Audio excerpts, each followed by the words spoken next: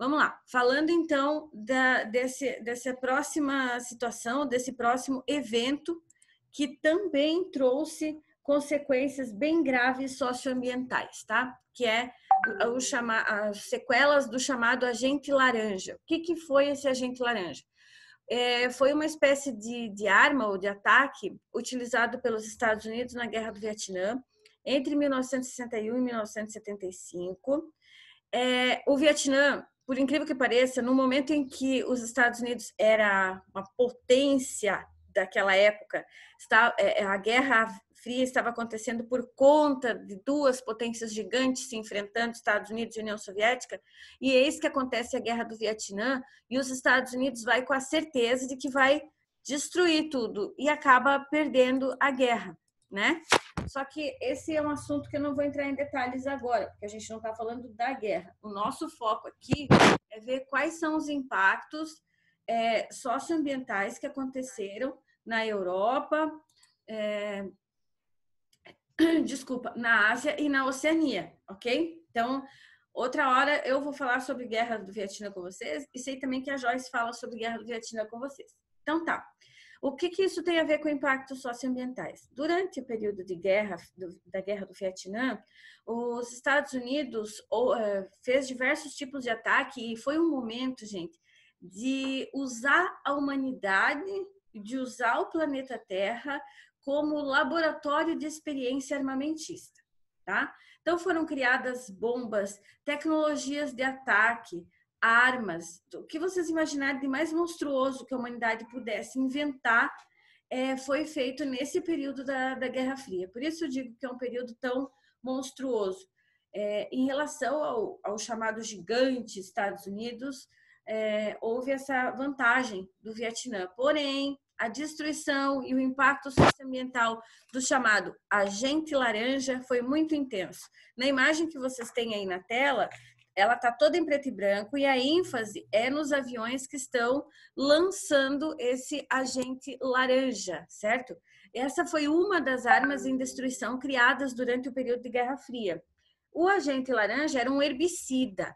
Então, além de matar todas as plantas que estivessem embaixo, né, esse herbicida foi jogado sobre florestas, sobre vilarejos também. Ué, mas lá não tem um monte de árvore. E para que matar a floresta? Pois é.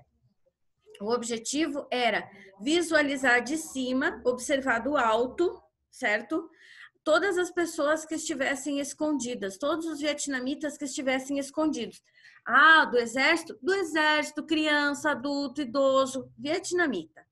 Quem tentasse se esconder do ataque dos Estados Unidos seria descoberto pelo agente laranja. Por quê? Primeiro, porque o agente laranja, ele era um herbicida, então ele matava as florestas, ele acabava destruindo as florestas, e daí você não tem muitos lugares mesmo para se abrigar, certo? A outra situação do agente laranja é que as pessoas que estivessem escondidas, elas acabavam levando esses jatos de herbicida laranja, e quando elas saíam correndo, era fácil para aqueles...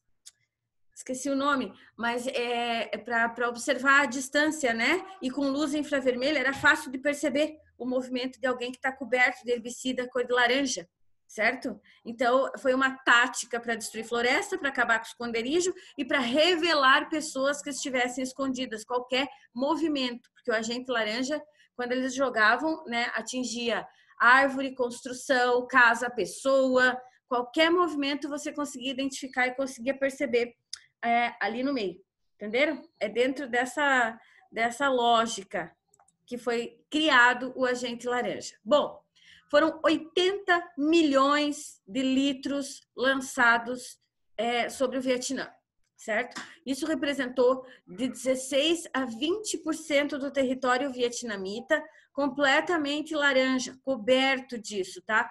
O nome do elemento químico que foi usado pelos Estados Unidos, o agente laranja, é dioxina, tá bom? Eles usaram a dioxina. A dioxina, ela também provoca algumas mutações, algumas transformações na pessoa. E depois gera doenças congênitas, ou seja, as mulheres grávidas, os nenéns nasceriam com problemas, né?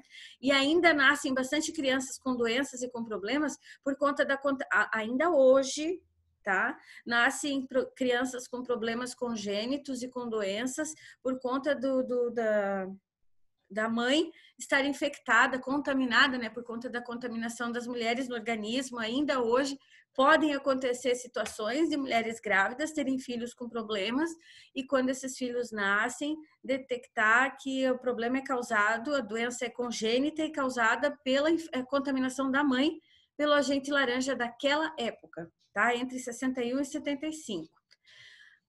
Hoje o Vietnã é mais um país emergente. É claro que ele não está entre os 5 principais lá do BRICS, mas ele faz parte dos outros 31. Lembrem-se que são 36. Ele faz parte dos outros 31, que também são países emergentes e que estão em processo de recuperação econômica. Tem uma taxa de pobreza abaixo de 20%, é 16, alguma coisa por cento. E ainda tem problemas com contaminação do solo, porque o solo é algo assim que demora mais tempo para recuperação. Imagina também, né, 16, quase 20%, uma média de 20% do território todo lotado com essa dioxina, o solo até trabalhar e se livrar de tudo isso leva um tempo, né?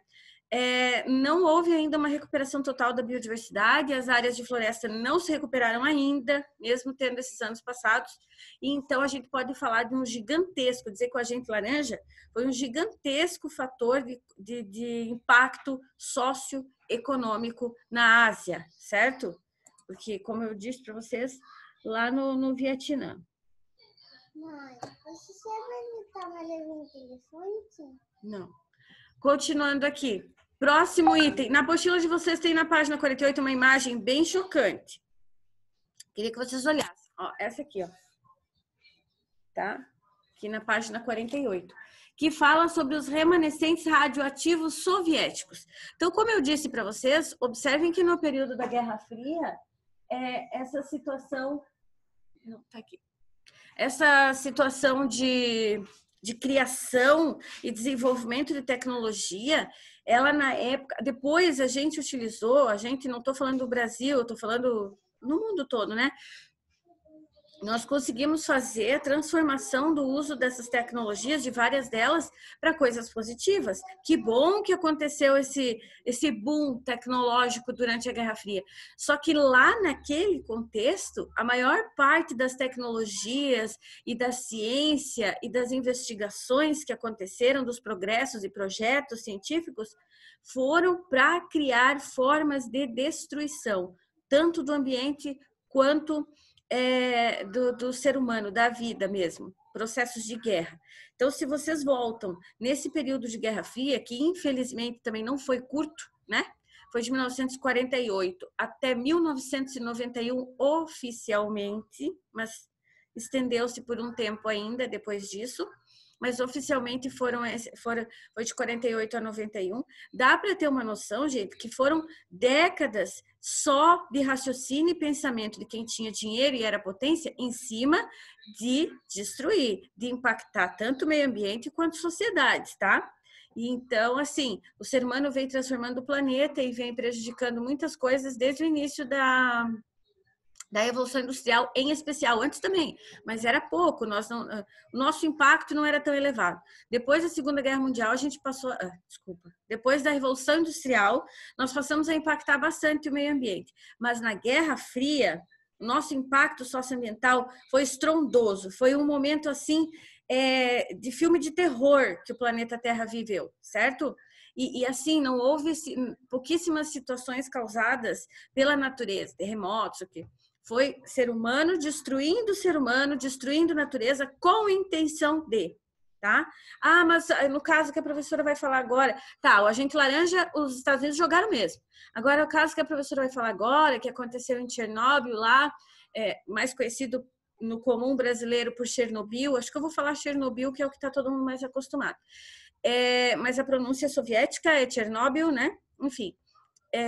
O que aconteceu ali, que a gente fala de acidente em Chernobyl, Gente, acidente complicado esse, né? Vamos dar uma olhada no que aconteceu para vocês entenderem por que eu penso que esse acidente não é que ele foi proposital, mas ele foi uma boa parte de descuido mesmo, sabe?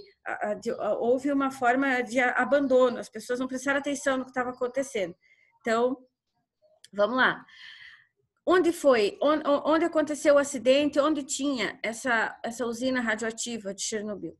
Lá na Ucrânia, onde hoje é a Ucrânia, que na época era a União Soviética, certo? Na época, União Soviética, e foi em 1986, 96, 2006, 2016. Fazem 34 anos. 34 anos. Acho que vocês não chegaram nem na metade dessa idade ainda, que seria 17, né? Então, vocês imaginem todo esse tempo, todos esses processos acontecendo e o mundo e a região mudando, passando por esses impactos e a população tendo que se adaptar. A imagem que eu disse para vocês olharem na apostila, ela é bem pesada, bem forte. Olha só, isso aqui, gente, não é só aqui. Tem bastante documentário sobre isso. Eu recomendo que vocês assistam. Olha só, isso aqui são cidades inteiras que foram evacuadas e que assim estão até hoje, sabe, abandonadas, que o mato foi crescendo por cima e tal. Áreas inteiras por conta desse acidente radioativo que aconteceu, como eu já disse, em 1986, na Ucrânia, na época União Soviética, hoje Ucrânia, em plena Guerra Fria. O que foi isso? Um acidente na usina de Chernobyl. A União Soviética estava começando a fazer experimentos de uso da energia radioativa, certo? Então, eles ainda não tinham exata certeza do funcionamento, mas não tinham exata certeza das consequências de um vazamento, das consequências de um acidente. E foi por conta dessa certa negligência, desse certo descuido que aconteceu o acidente. Houve vazamento radioativo, radioatividade, você não sente cheiro, ela não tem cor, não tem peso, né? Ela simplesmente se espalha pelo ar e você não consegue identificar. Está no ar, né?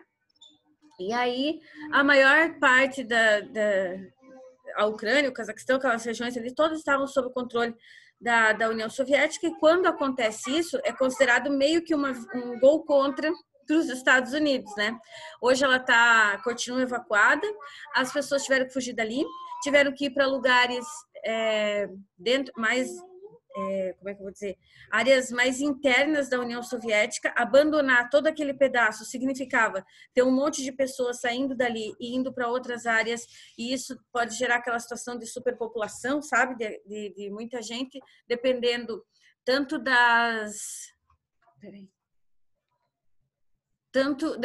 tanto da estrutura quanto das políticas públicas, etc., né? Então, por conta de toda essa situação, a União Soviética, nesse momento, teve uma grande queda.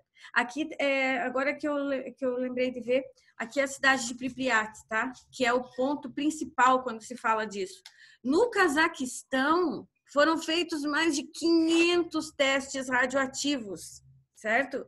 Nessa época. O Cazaquistão também fazia parte ali do que era a União Soviética na época, né?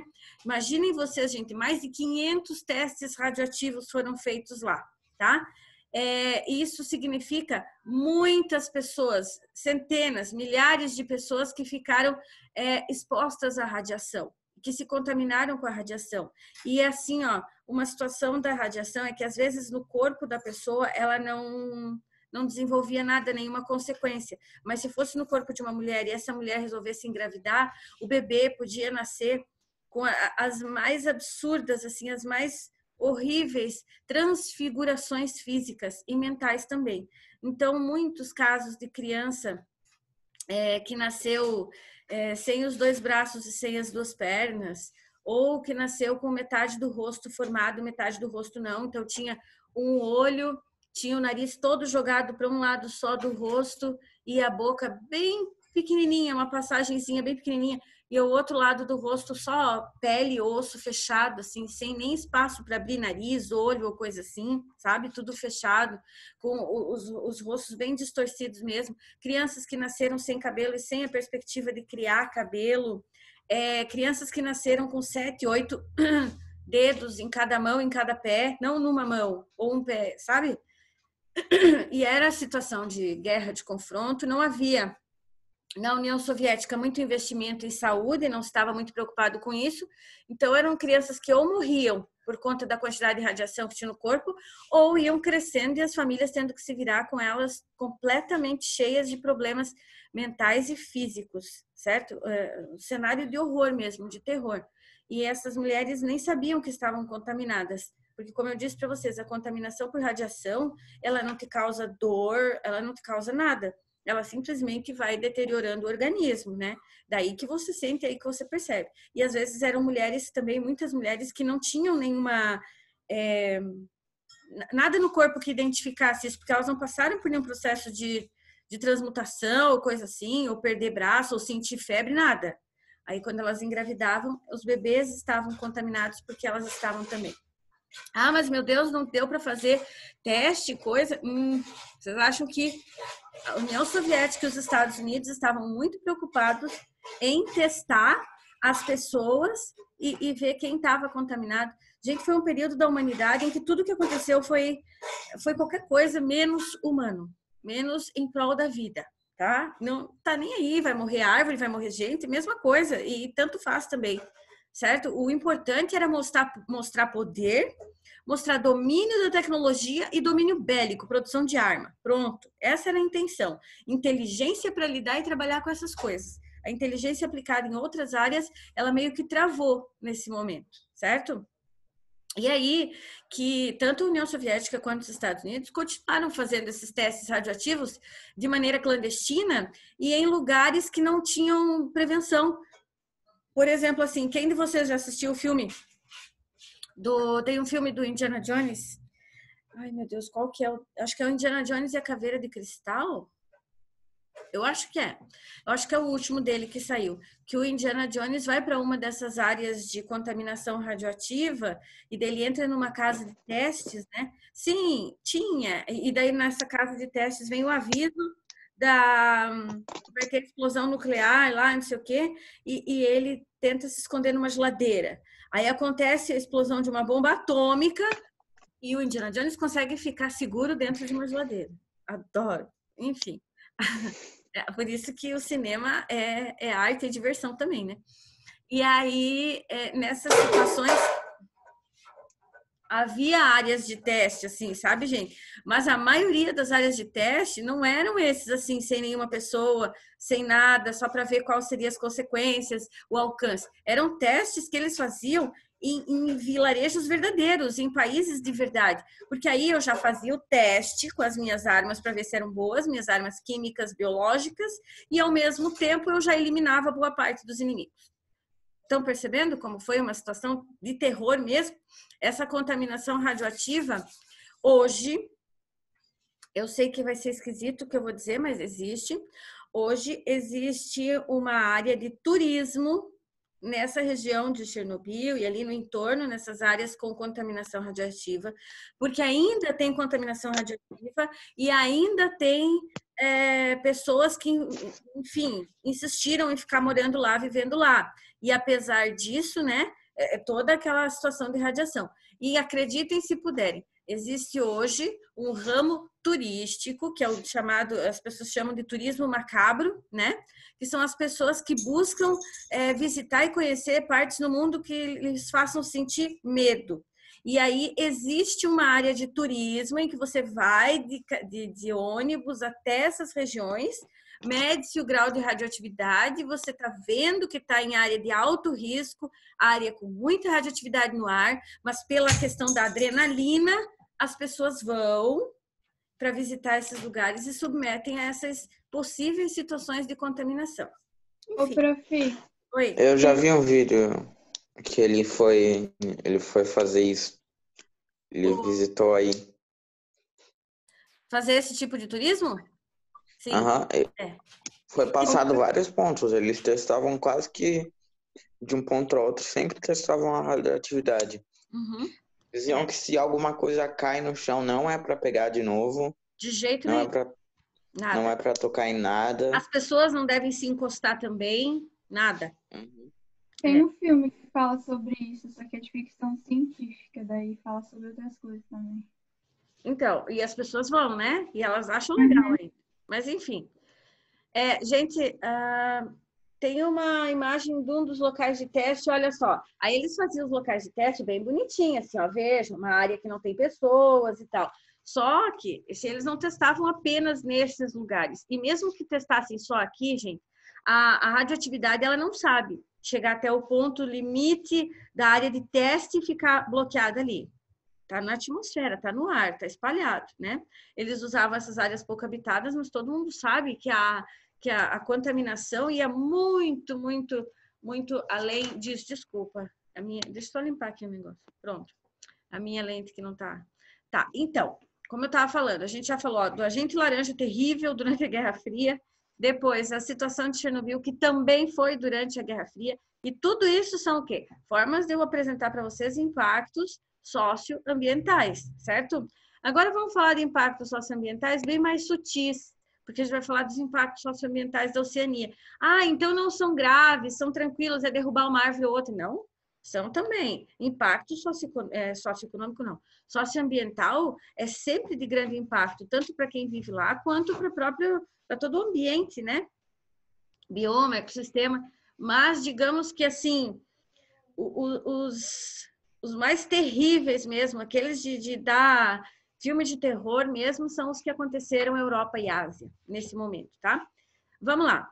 Impactos socioeconômicos, então, socioambientais da Oceania. Em primeiro lugar, a Oceania é um continente muito cheio de espécies endêmicas, por isso que ela se torna um lugar tão perigoso. O que quer dizer um lugar cheio de espécies endêmicas? São espécies que só se desenvolvem ali, naquela região do planeta, que elas não conseguem viver em outro lugar, elas não encontram nem nicho ecológico, nem hábitat, nem alimentação, nada. Elas não encontram tudo que elas precisam para poder fazer todo o ciclo vital e reprodução e etc. Espécies endêmicas, elas são específicas de um lugar e elas dependem daquele conjunto de fatores em específico para sobreviver.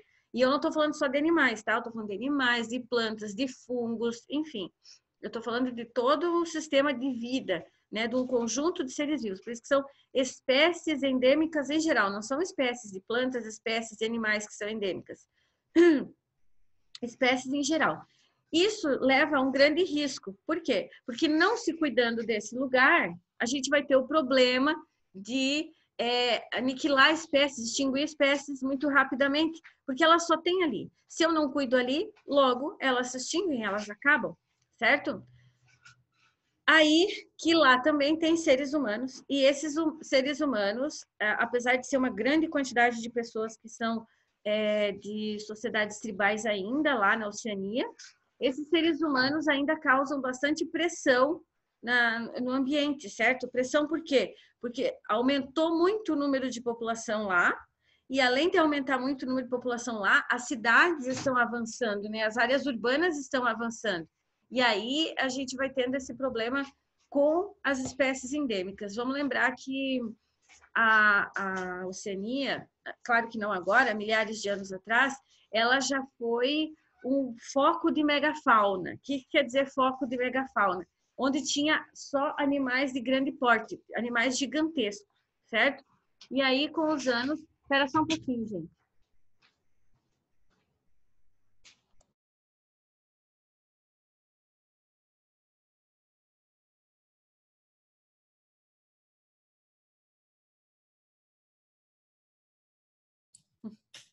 Tá, perdão. Olha só, que tipo de megafauna? Ó, megafauna eram animais gigantes, né? Animais de grande porte, bastante, como é que eu vou dizer, adaptados e também endêmicos daquele lugar. Esses já foram extintos, certo? Então, quando eu falo em marsupiais como canguru, eu tenho que imaginar que os cangurus de lá na época eram assim muito maiores, muito mais pesados, certo? Mas e aí os que tem hoje tem que ser extremamente cuidados, porque foi um zelo da natureza o fato de eles serem pequenos. como que por que significa, porque como é que eu vou dizer? Por que na natureza diminuir de tamanho significa proteção? Porque quer dizer que você vai precisar de menos alimentos para tentar manter todas as suas atividades vitais e sobreviver à espécie, certo? Garantir a sobrevivência da espécie. Então, a cada geração vai reduzindo o tamanho dessa espécie para que ela possa ter alimentação e etc e tal, e tudo aquilo que precisa do ambiente, né?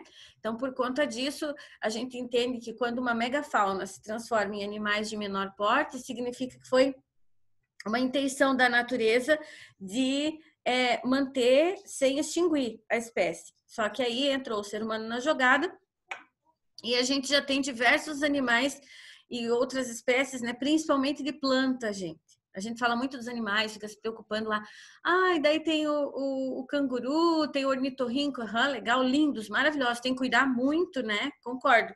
Mas também tem muitas plantas típicas da Oceania que podem estar bem próximas do risco de extinção. Tem espécies de plantas carnívoras maravilhosas que já nascem assim, elas já são, por natureza própria, elas já são raras.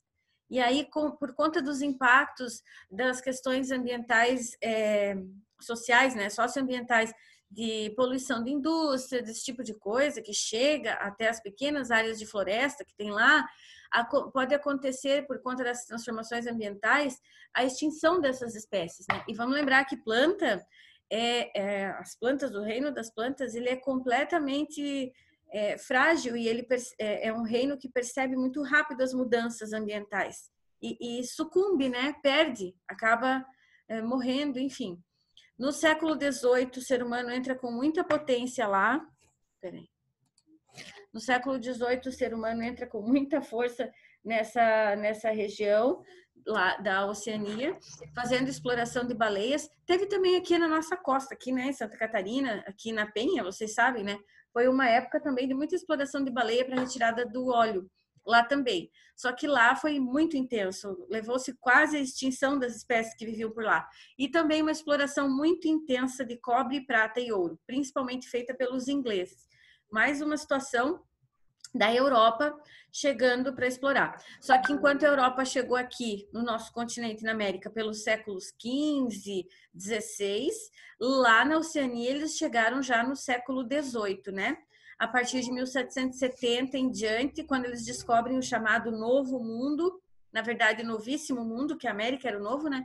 Quando eles descobrem o Novíssimo Mundo a partir de 1770, como eles já tinham esgotado e explorado todas as regiões do planeta, digamos que eles vão em grandes levas para a Oceania para fazer a exploração desse novo espaço que ninguém conhecia. Só que a Oceania não é tão grande, então a exploração foi rápida, intensa e de muita coisa, né? Retirada de muitas coisas.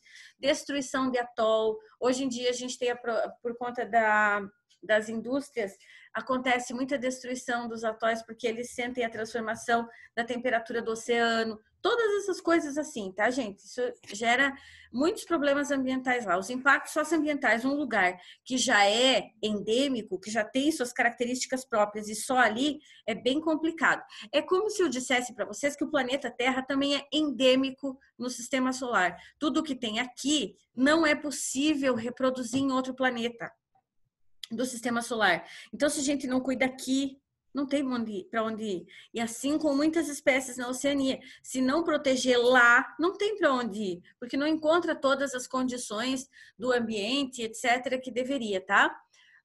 Alguns impactos da extração mineral, que foi a mais pesada, a mais intensa de todos os impactos socioambientais dentro da Oceania, o mais intenso foi o da exploração mineral, certo?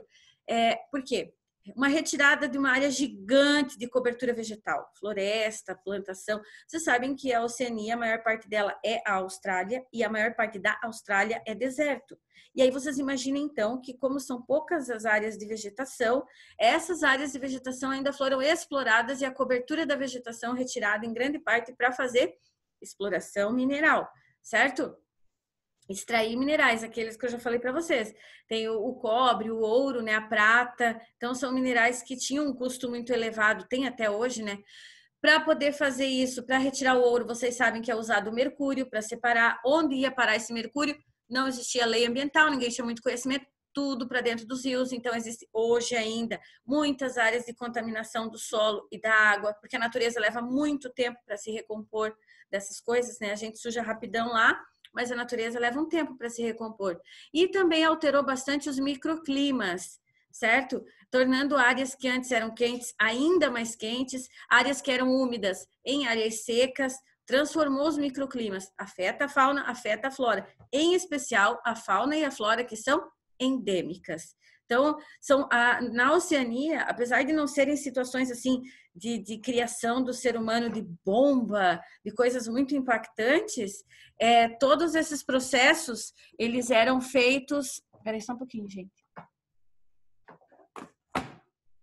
Eles eram feitos, aconteceram também aqui nessa região, só que de uma maneira menos intensa, mas não no sentido de quantidade, tá, gente?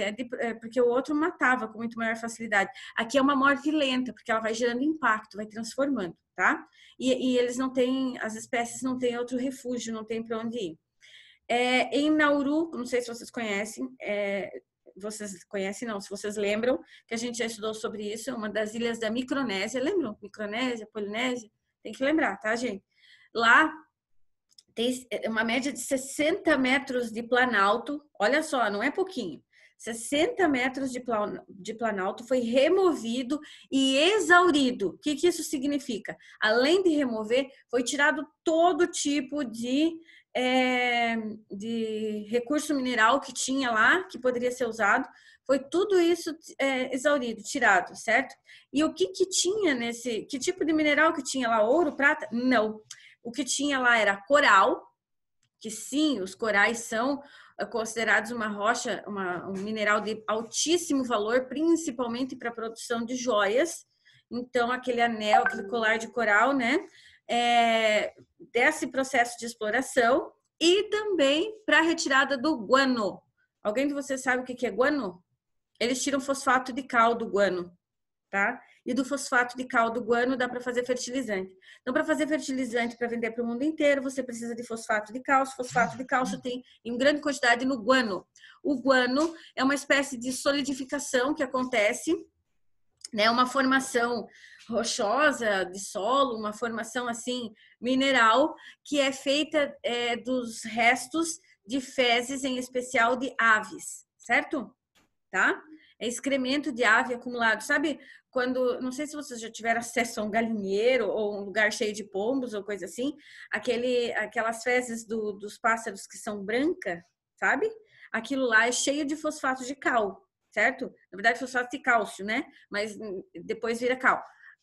E aí, aquilo ali chama-se guano. Quando seca, que vira um pozinho, chama-se guano. E esse guano, que eles fazem o pó dessas fezes, desse excremento das aves, chama-se guano, esse pó, e ele é usado para a produção de fertilizantes. Então, esse guano que já tinha naturalmente no ambiente lá também foi todo tirado. Aí eu queria que vocês olhassem na página 51, ó, topografia e vegetação intensamente modificada pela mineração. Olhem lá embaixo, ó, olha, deixa eu pôr a mão aqui, ó, olha o tamanho disso aqui é um lago, tá? Aí vocês imaginem um ser humano aqui perto. Agora vocês vêm para o lado aqui, ó, e observem a altitude do terreno em relação ao lago. Olha que tudo isso aqui foi explorado, tudo isso aqui foi minerado para tentar encontrar prata, ouro, cobre, guano, coral. Não aqui o coral necessariamente, né? E embaixo, mina de fosfato atualmente exaurida em pleno funcionamento no ano de 97. Esse fosfato aqui, tudo resultado de guano, acumulado por milhões de anos, certo?